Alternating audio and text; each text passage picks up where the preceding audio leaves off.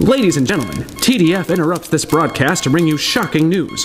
While you're sitting at home enjoying your dinner, Brooklyn is being taken over by toys. Toy theater, that is. From now until June 13th at St. Anne's Warehouse, you can see the 9th International Toy Theater Festival, featuring tiny works of art from all over the world. And no, it's not all child's play. The festival features everything from sprightly comedies to saucy satires to poetic works like Camp, a Dutch production that delivers a miniature recreation of the concentration camp at Auschwitz. So who's behind this toy invasion?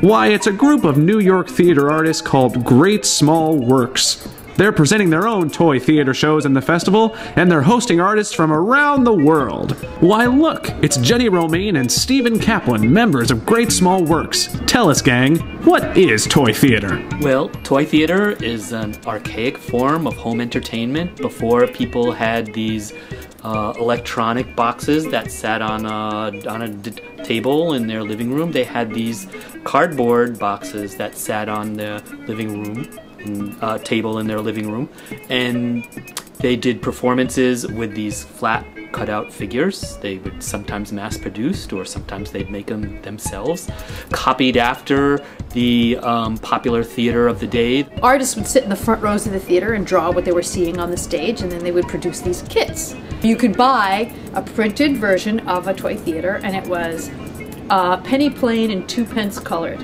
So if you bought it plain, you'd bring it home and you'd color it yourself, and if it was colored, you'd just cut it out and mount them. Why have you dedicated your lives to this kind of work? We're theater artists, and every aspect of stagecraft gets us excited. So not only are we working graphically, but we're also thinking expressively about music and dance, because actually it's sculpture that's moving in the box. In toy theater it's very flat, but still there's this whole element of motion and movement and music and speech, and then also the visual. And I guess that's what makes puppetry endlessly compelling, is that it's the constant reshuffling of those elements. Looks to me like you're working on a piece called Toy Theater of Terror as Usual.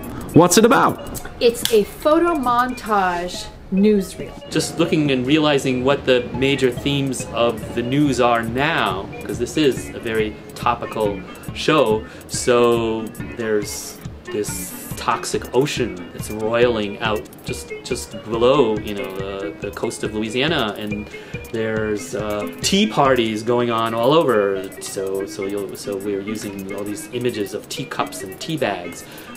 Drone aircraft. We have a whole thing about the drone aircrafts being who are being used in the battles in Southeast Asia, but they're being controlled in these little rooms in Las Vegas. So what will an audience experience at a toy theater show? So one of the amazing things about toy theater is even though the scale is small, this shrunken down scale, it doesn't diminish the kind of emotional reaction to seeing a drama. So the presence, the theatrical presence, the performance is still there. It's just being done in this very miniature, economical scale. Dumbo is awakening to the compressed power of the miniature. Yes. It's a takeover. And that's the scoop on the 9th International Toy Theater Festival.